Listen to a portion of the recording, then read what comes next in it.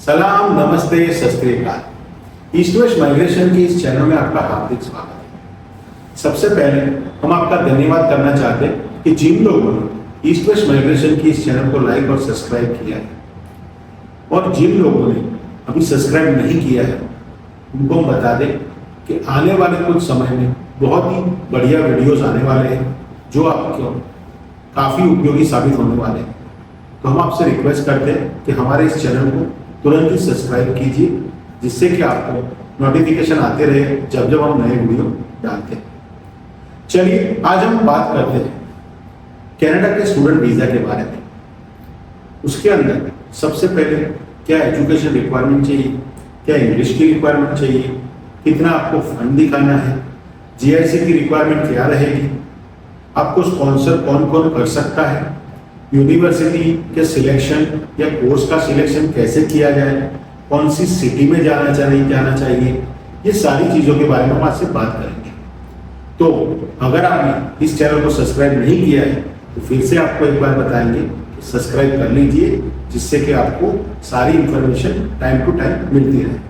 चलिए शुरू करते हैं। सबसे पहले आता है कि कोर्स सिलेक्शन कैसे किया जाए। अगर कोई स्टूडेंट ईयर 12 कंप्लीट किया है या फिर उसने डिप्लोमा खत्म किया है और वो कनाडा जाना चाहता है तो उसके लिए ऑप्शन है diploma of what ever the field वो पढ़ाई की है, या फिर एडवांस डिप्लोमा को चूज कर सकता है या फिर वो बैचलर्स में जा सकता है। अभी किसी लड़के ने अगर इंडिया में बैचलर्स डिग्री की है तो वो मास्टर्स डिग्री के लिए जा सकता है, और या फिर अगर किसी स्टूडेंट ने मास्टर्स किया है तो वो फर्दर अपने फील्ड में स्पेशलाइजेशन के लिए पर्टिकुलर फील्ड में जा सकता है या फिर पीएचडी के लिए जा सकता है। बट अगेन उसके लिए रिक्वायरमेंट चेंज होती रहती है, तो आपको ये चीज़ के लिए किसी एक्सपर्ट की जरूरत पड़ेगी और उसके लिए ईस्ट वेस्ट माइग्रेशन हमेशा आपके साथ है। आपको कोई भी दिक्कत कभी भी आती है तो आप ईस्ट वेस्ट माइग्रेशन का कॉन्टेक्ट कर सकते हैं। चलिए दूसरे पॉइंट पे आते हैं, उसमें इंग्लिश की रिक्वायरमेंट क्या रहेगी। अगर कोई लड़का कनाडा जाना चाहता है तो आइडियली उसको 6 बैंड ईच चाहिए, क्योंकि अगर ईच बैंड 6 है तो आपको ज़्यादा कोर्स का सिलेक्शन मिलेगा, सिटी का सिलेक्शन मिल सकता है या इंस्टीट्यूट का सिलेक्शन अच्छी तरीके से मिल सकता है। तो अगर आपके ईच 6 बैंड है तो आपके लिए बहुत ही फायदेमंद हो सकता है। और अगर आप बैचलर्स या मास्टर्स डिग्री में जाना चाहते हैं तो कुछ इंस्टीट्यूट 6.5 बैंड भी मांगती है। तो अगर आप 6.5 बैंड ओवरऑल ले आए और 6 बैंड अगर आपके ईच है तो आपके लिए बहुत ज़्यादा ऑप्शंस अवेलेबल है, प्लस आपका वीज़ा के चांसेस भी बढ़ जाते हैं। ठीक है, तो आगे बात करते हैं कि पब्लिक कॉलेज में जाना चाहिए या प्राइवेट कॉलेज में जाना चाहिए। जैसे कि अभी नए रूल आए हुए हैं, डिपार्टमेंट ये चाहता है कि आप ज़्यादा से ज़्यादा पब्लिक कॉलेज में जाएं, जिससे कि डिपार्टमेंट को पता चल रहा है कि भाई प्राइवेट कॉलेजेस में काफ़ी धांधलियाँ चल रही है, तो उन्होंने उसको कवर अप करने के लिए कि भाई सारे स्टूडेंट जो भी जा रहे हैं उनके ऊपर नज़र रखने के लिए उन्होंने पब्लिक कॉलेज को ज़्यादा प्रमोट किया है। तो अगर आप पब्लिक कॉलेज में पढ़ते हैं तो आपको ज़्यादा बेनिफिट मिलेगा, आपको वर्क परमिट मिल सकता है। अगर आप प्राइवेट कॉलेज में जाते हैं तो आपको वर्क परमिट भी नहीं मिलेगा। तो आपको इस चीज़ को ध्यान में रखना होगा। तो जब भी आप कॉलेज का सिलेक्शन करते हैं या किसी इंस्टीट्यूट का सिलेक्शन करते हैं, आपको पहले वो देखना है ये प्राइवेट कॉलेज है या पब्लिक कॉलेज है। तो आपको ये चीज़ का खास ध्यान रखना है। अब आता है सिटी का सिलेक्शन, कि भाई जब भी कोई लड़का यहाँ से जाता है तो उसको सिटी का सिलेक्शन कैसे करना चाहिए। जैसे कि हम आज यूट्यूब या इंस्टाग्राम पे काफ़ी रील्स देख रहे हैं जिसमें बताया जा रहा है कि स्टूडेंट के पास काम नहीं है, रहने को घर नहीं है। तो ये सारी चीज़ें कुछ पर्टिकुलर प्रोविंस के लिए लागू हो रही है। जैसे कि अगर हम टोरंटो की बात करें, ओंटारियो में, तो ओंटारियो में काफ़ी स्टूडेंट्स आ चुके हैं, तो पार्ट टाइम जॉब के लिए काफ़ी मुश्किलें आ रही हैं। तो अगर आप वाइजली सिटी का सिलेक्शन करेंगे तो आपको काफ़ी फायदा हो सकता है। तो हम आपसे चाहेंगे कि आप ऐसी सिटी चुनें जिससे आपके कोर्स के साथ में रिलेशन बना सकते हो आप। जैसे कि अगर मैं हॉस्पिटैलिटी मैनेजमेंट पढ़ना चाहता हूँ तो मैं अगर ब्रिटिश कोलंबिया जाता हूँ तो मेरे लिए ज़्यादा ऑप्शन बनेगा, ठीक है। अगर मैं इंजीनियरिंग का पढ़ रहा हूँ तो मैं अगर ओंटारियो में जाता हूँ तो इट्स बेटर फॉर मी। अगर मैं मॉन्ट्रियल जाता हूँ तो भी मेरे लिए अच्छा रहेगा, ठीक है। तो ये सारी चीज़ें आपको जानने को मिलेगी ईस्ट वेस्ट माइग्रेशन के थ्रू। अगर आपको 100% एथिकल एडवाइस चाहिए तो आप ईस्ट वेस्ट माइग्रेशन का कॉन्टेक्ट कर सकते हो, जो आपको बताएगी कि आपका कोर्स सिलेक्शन क्या होना चाहिए और आपको कैसे आपको बेनिफिट इसका मैक्सिमम मिल सकता है, ठीक है। अभी इसके बाद आती है कोर्स की फीस क्या रहेगी। अगर हम डिप्लोमा कोर्सेज के लिए जाते हैं तो हमारी फीस एवरेज 12,000 से लेके 18,000 के बीच में आ सकती है पर ईयर। अगर हम बात करें बैचलर्स डिग्री या मास्टर्स डिग्री की तो यूजुअली उसकी फीस होती है 16 से लेके 24 से 26,000 तक। बट अगेन इट डिपेंड्स, आप कौन सी इंस्टीट्यूट में जा रहे हो, कौन सी यूनिवर्सिटी में जा रहे हो, कौन सी सिटी में जा रहे हो, कौन सा कोर्स पढ़ रहे हो। तो आपको ये चीज़ ब्रॉडली हम बता रहे हैं कि अगर यूनिवर्सिटी में जाना चाहते हो तो 16,000 से लेके 26,000 तक या 27,000 तक फीस हो सकती है। तो आपको इस चीज़ को ध्यान में रखना होगा, ठीक है। अभी आगे बात करते हैं जीआईसी की, जो कि अभी बहुत ही इंपॉर्टेंट चीज़ है कि कोई भी बंदा अगर एसडीएस में फाइल लगाता है तो उसको जीआईसी भरना पड़ता है। तो अगर आप जीआईसी एक्सेप्ट क्यूबेक में जाते हैं, क्यूबेक के सिवा कहीं भी जाते हैं, कोई भी प्रोविंस में जाते हैं, तो आपको $20,635 जीआईसी भरना है, $20,635। और जो भी जीआईसी आप भरोगे वो आपको इक्वल अमाउंट के किस्त में वापस मिलेगी, ठीक है। तो आपको ये चीज का खास ध्यान रखना है। आगे हम आपको बताएंगे कि आपको कैसे जीआईसी के पैसे और कितने वापस मिलेंगे। अब हम बात करेंगे क्यूबेक की। जो क्यूबेक एक स्पेशल स्टेट है, प्रोविंस है कनाडा के अंदर, उसके अंदर जीआईसी का स्पेशल प्रावधान है। भाई आपको जीआईसी कम भरनी है तो उसमें आपकी जीआईसी बनने के लिए 15,278 $15,278। तो अगर आप ये 15,278 और जो पहले हम थे 20,635 अगर उसको गिनते हैं तो क्यूबेक में आपके $5,000 कम जीआईसी भरनी है आपको, ठीक है। क्योंकि उसको स्पेशल प्रोविंस के हिसाब से उसको गवर्नमेंट ने मान्यता दी हुई है, तो आपको $5,000 कम भरने पड़ते हैं। और पीआर के लिए भी फ्यूचर में आपको ज्यादा बेनिफिट करता है अगर आप क्यूबेक में पढ़ते हो। उसके लिए हम स्पेशल वीडियो बनाने वाले हैं जो बहुत जल्द आने वाला है। तो आप हमारे पेज को अभी भी सब्सक्राइब कर लीजिए, तो अगर आपको ज़्यादा इन्फॉर्मेशन चाहिए तो आपको वहाँ से मिल जाएगी। तो अगर हम बात करें कि जीआईसी आप कैसे भर सकते हो, तो कनाडा के अंदर अलग अलग बैंक है, उसके अंदर आपको जीआईसी भरनी होती है। जैसे कि पीडी बैंक हो गया, सीआईबीसी हो गया, रॉयल कैनेडियन बैंक हो गया, आरबीसी बोलते हैं उसको, फिर आ गया स्कॉशिया बैंक हो गया और बैंक ऑफ मॉन्ट्रियल। तो अगर ये 5-6 बैंक जो है वो आपको जीआईसी भरने के लिए आप उसमें अकाउंट खुलवा सकते हो और ये जीआईसी उसमें जमा कर सकते हो, जो आपके वीज़ा आने से पहले आपको करना होता है, वीज़ा रखने से पहले। तो आपको इस चीज़ की भी जानकारी होनी चाहिए।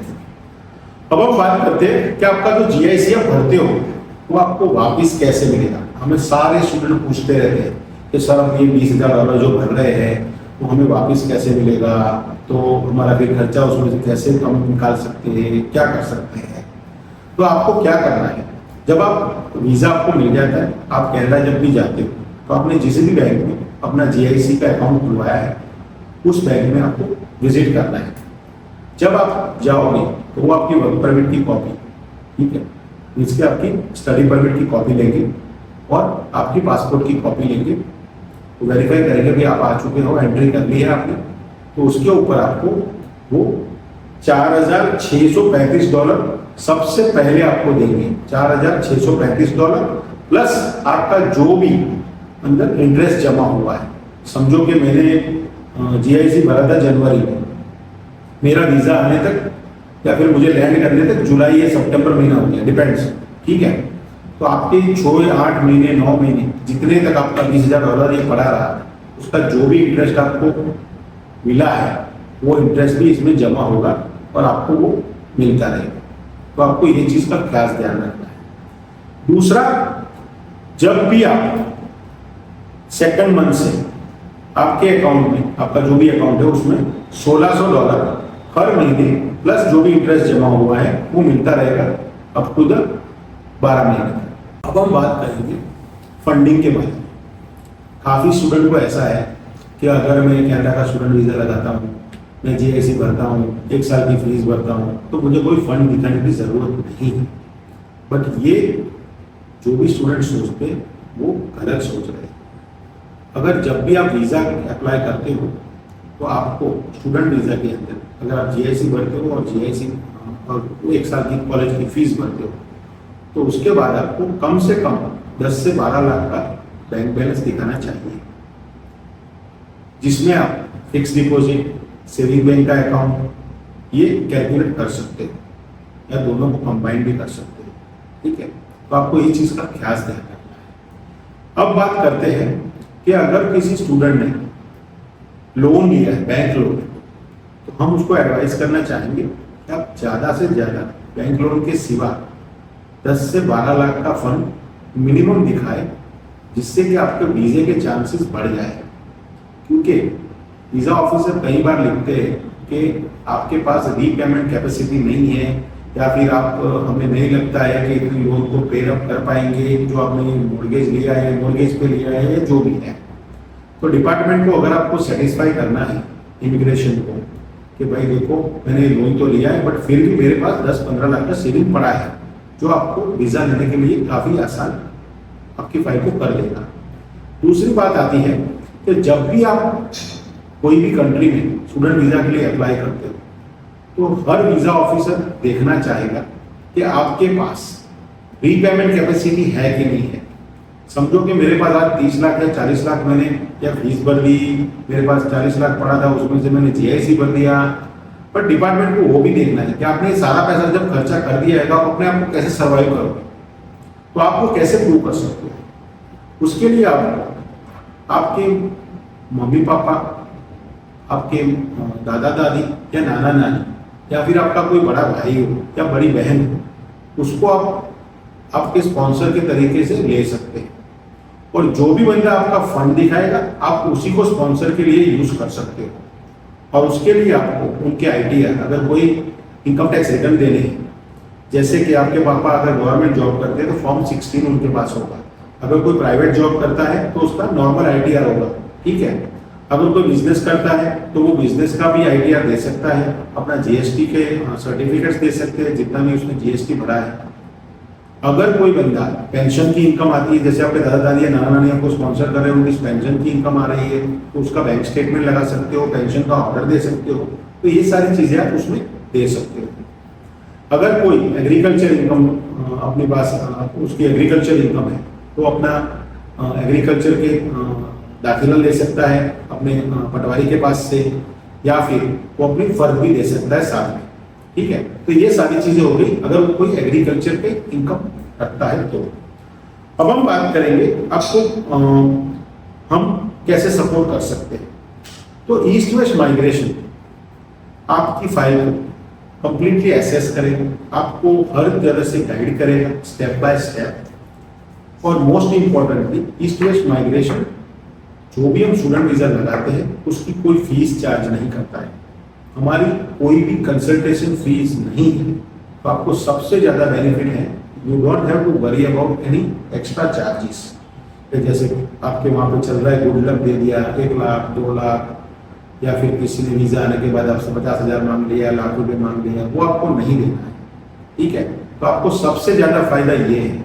प्लस मोस्ट इंपॉर्टेंटली जब आप कनाडा में लैंड करते हो या ऑस्ट्रेलिया में लैंड करते हो तो आपको ईस्ट वेस्ट माइग्रेशन की दोनों जगह पे अपनी खुद की ब्रांच है, तो आपको जो ऑन शोर सपोर्ट मिलना चाहिए वो सारा सपोर्ट मिलेगा।